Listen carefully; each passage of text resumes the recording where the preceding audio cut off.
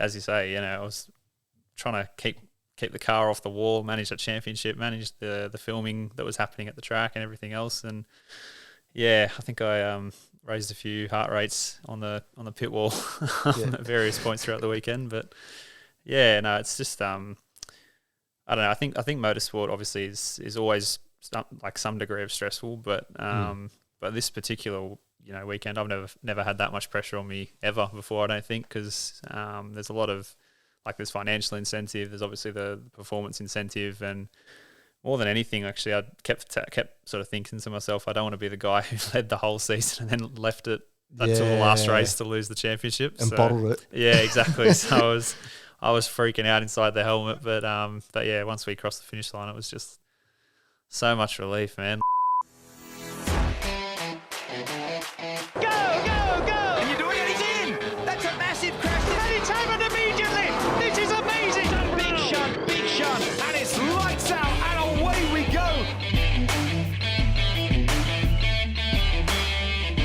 Well, Lachy, as you were coming on the potty, I was asking, how was the trip here?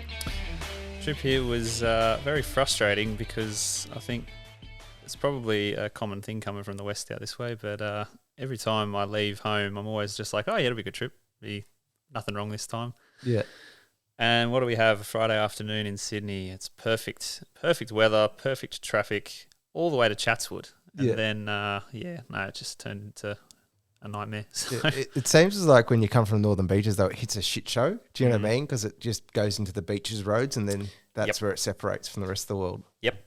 Yeah, no, I just bought a new car as well, so I'm sitting there in a new car for me, going like, everybody just leave me alone. I don't want to like drive into gaps or anything like I would on the track or whatever, because it's just like I can't even judge where the edges of the car are, which is actually stupid, because it's the same car as what I race. So it's so it's a Toyota. It's a Subaru. Oh, it's a Subaru. Oh, okay. It's a BRZ, same shell. But yeah, it's so different. So I'm like sitting there being ultra careful, and everybody's just hammering me, man. It's crazy out there. It's free for all on the roads these days. Yeah. So before this podcast, we were talking obviously on Bathurst Bites, which everyone seems to like. They keep going back to it on the potty. But back then, you were literally challenged for the championship, trying not to wreck your car in the rain. How was that? How was that weekend for you, anyway? Oh, stressful from pretty much start to finish. It was. Gosh, it was.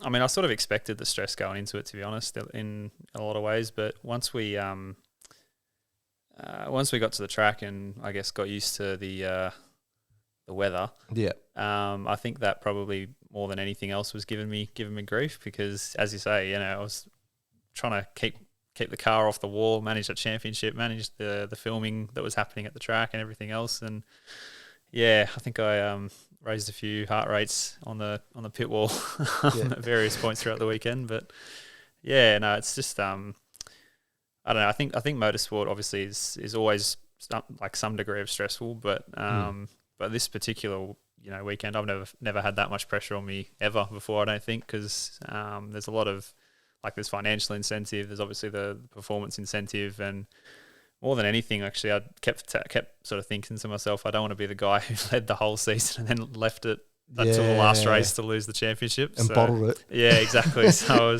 I was freaking out inside the helmet, but yeah, once we crossed the finish line, it was just so much relief, man. It feels like, as me, it was the same thing that you went through, I went through at Eastern Creek. It feels like once it kind of gets off your chest, you're like, oh, thank God. Do you know what I mean? Like, oh, it's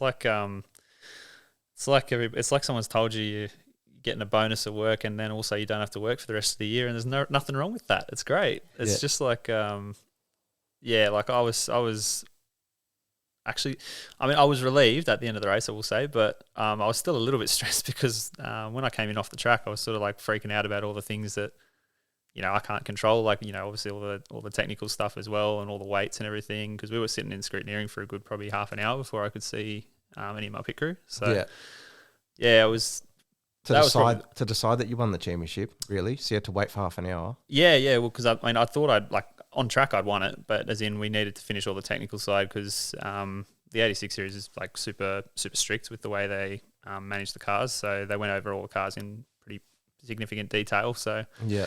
Obviously I was expecting everything to be fine, but just was sort of sitting there going there like, like what if, like, I mean, even something as simple as a, camber, that if you had a bump on the track or whatever, which I did, it can, if it goes too far negative, then, you get in trouble for that. So all that sort of stuff was playing on my mind, and just I was going, thinking of all the what ifs, and like, obviously I can't control any of it, but I'm sitting there going like, oh man, like someone just tell me I've won it already. I can relax. So it's kind of like, because I haven't raced the 86 series, but I've driven them a few times. Is it kind of like the NASCAR rules in a way? It's like it's really strict, and if you damage something, then this goes out of place, and it's a lap like a. Yeah, no, 100%. It is super strict, and it's good actually the way they do it, because it sort of makes sure, obviously everybody presents the same car to the competition, which is good. And obviously there is a bit of leniency with certain things that happen on track. If you did have something happen on track, probably, they'd view it sort of depending on the circumstances a little bit, and obviously treat it on merit, I guess. I was more just freaking out because I overthink everything, man. It's just like the engineering brain was going like a million miles an hour, going like, what if, man? Like, I can't control this. Oh man, someone just told me I won. Like, I was sitting there freaking out. Like, I was sweating bullets sitting there, just going like, someone let me know. Were you overthinking this podcast before you getting here? Oh, 100%. Really? I overthink everything, man. It's a bit like Brooke. Brooke overthinks a lot of it. I was going to say, I understand you. I do the same thing. I'm doing it right now. Like, when we turn on a podcast, I'm like, are all the cameras on? Is the like audio working? Is this? Is that? Oh, 100%. I get it all the time. I think the a couple of the other guys in the series have been renowned in the past for overthinking things, and I went and spoke to some of the series organisers after the whole thing had finished, and they were just like, "Oh, you finally managed not to overthink it this year." And I was just like, "Oh no, I did, but just less than the other years." It's definitely part of me, but it's good for engineering, but not so helpful when you're sitting on the grid before the race or something, and you're going like, "Oh, what if," and then all these things just go through your brain and take your focus away. So generally I need a lot of quiet time and before the races just to Do you do any pre-race rituals? Someone's asked me this before and I said no, but then I thought about it. I think I don't know if it's through habit or just something that I've always done, but like I have like a finger tapping exercise, which I didn't realize I was doing necessarily until someone pointed it out to me. And I just, sort of before the race, I'll just sort of do that and exercise my hands and whatever, just to make sure that they're not going to cramp. Like, it's to make sure they don't cramp at the start of the race. Yeah, because you get really tense. No, I used to have problems with cramping in my hands and forearms and whatever from the Formula Ford days. You probably know from. I know plenty about that. Yeah, it's they're a tough gig, but it's not as relevant in the 86s, but it's just something I've done since when I did that, just to sort of make sure.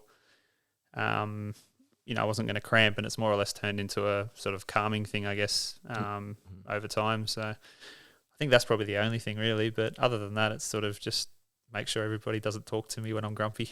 Yeah. You're mentioning about your engineering stuff. Like, what made you go from school to uni what made you decide engineering? Because Brooke obviously did it, but Brooke might have done it for different reasons. It's like, what made you go? Was it the F1 stuff, the car racing, or was it just designing and building things? Probably more, just designing and having an interest in, I guess, how things work and how that relates to, I guess, the real world. I think obviously the motorsport has influenced it, but I actually had the choice between mechanical and civil engineering in second year of uni, I think it was. And I actually chose civil just out of sort of, like, I had equal interest in both mechanical and civil, and just sort of thought, to be honest, the way the jobs market is, I sort of thought I'd probably go better in civil. Yeah.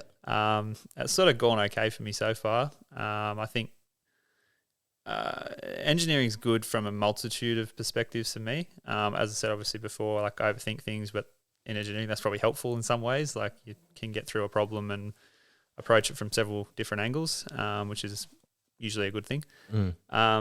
But engineering is also about, just trying to understand how things work. Like, even back from the Formula Ford days, I've just been sort of really interested in the mechanical side of, and the, I guess, the setup side of racing and trying to, develop a car over time and make it faster. And I think it's certainly helped my driving because I can understand, what each change actually should feel like on the track, and then I'll compare that to what I actually feel in the car. And if it's not achieving what it should theoretically achieve, then I'm going like, okay, why is that? And then we can sort of eliminate problems that way, whether it's, me or the car.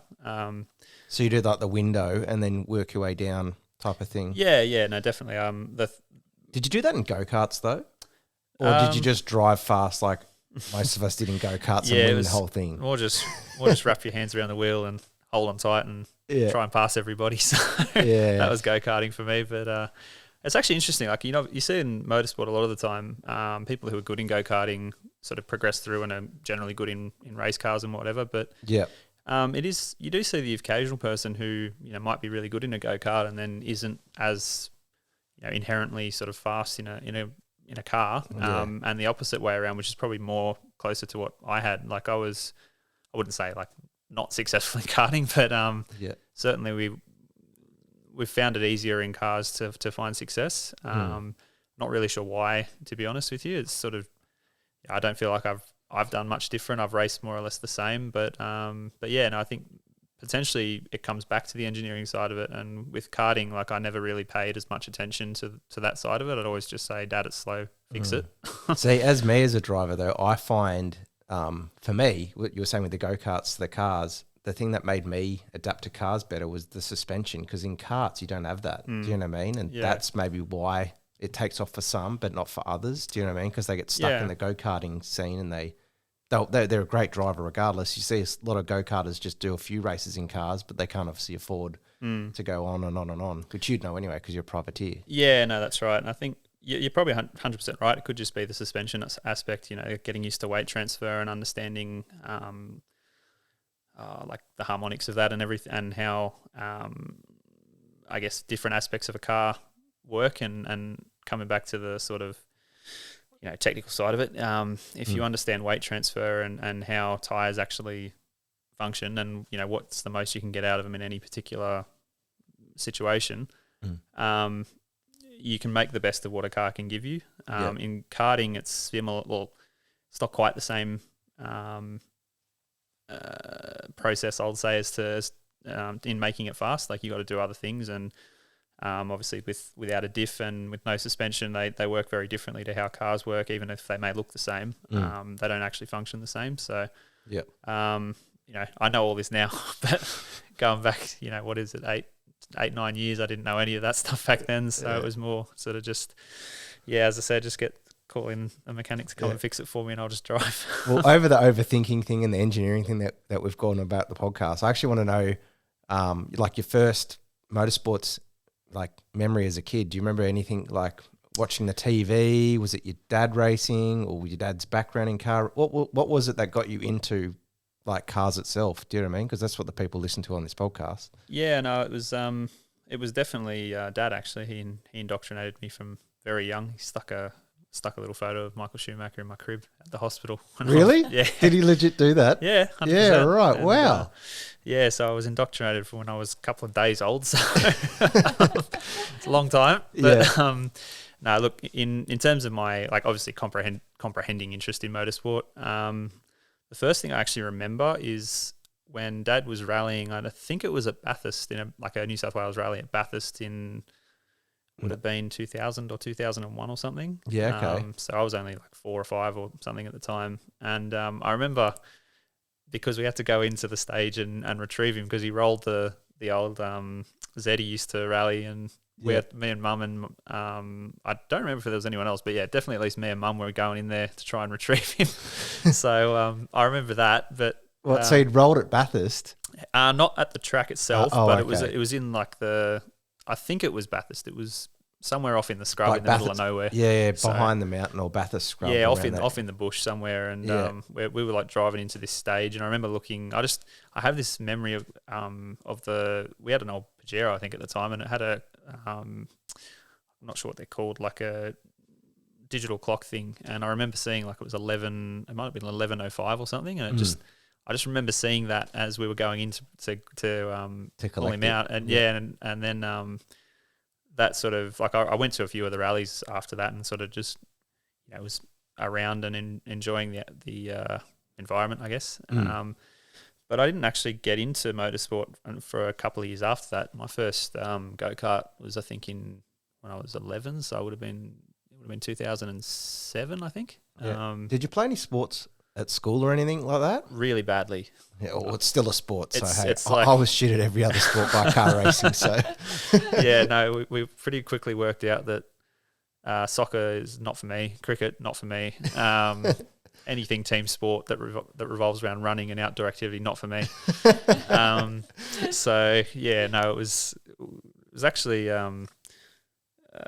we got the go-kart, and I think I did like one test day in it or something, and then we went and did the first race. And what was the go-kart? Well, like what chassis was it? Do you remember? Was it an Arrow or something or anything? Or? I think the very first one was an Arrow. Yeah, we only had it for about I think a year, and then we got a top kart. Yeah. But I don't remember which type of Arrow, like which model the chassis was, but it was an Arrow, and it was in midgets for 1 year, and then we went to rookies and got a top kart, and had that for I think another 2 years. And that was the first kart I won a race in. So that was. Did Tim Craig help? Did Tim Craig help back then, or not really? I think from time to time, we didn't run with him exclusively, or like, for any particular length of time. We did it mostly ourselves for a long time. The first time I actually ran with a team properly was Cosmic Racing Australia team, as you would Galvo. Know. Yeah, good old Galvo. Good old Galvo. Let's hope he listens to this one. I actually do want to genuinely get him on the podcast, by the way. We need to get him in as a guest speaker. Yeah, I know. I was telling Brooke about this. Brooke was like, who's an interesting guest who's done a bit of racing but done other things? And Galvo's the perfect example, because he went from being like a legit plumber way out west in St. Clair, struggling to get by, and then owned the go-kart team that we were with. And now he's like literally the head of, I don't know what it is. Like he's one of the head hotel managers at somewhere. Yeah, he's doing really well for himself from what I'm hearing. And kicking back, living in the eastern suburbs. That's it. He's got so much. It's so easy these days, doesn't he? I'm sure he'll love this when he hears it. He's got a Porsche too. He's loving life. Yeah, well, see, he's not racing cars. So that's why. Actually, that's a brilliant idea. I didn't think of that. Yeah, no, he's look, Galvo helped us a lot when we were in go-karting, and obviously just an all-round good guy. It's good to see. I'm very happy that he's doing well for himself these days, and I'd love to catch up with him. So get him on. Want to hear more? Each week we will share the hottest clips from our guest interviews on YouTube. But to hear the full episode, make sure to subscribe or follow us on your favourite podcast platform.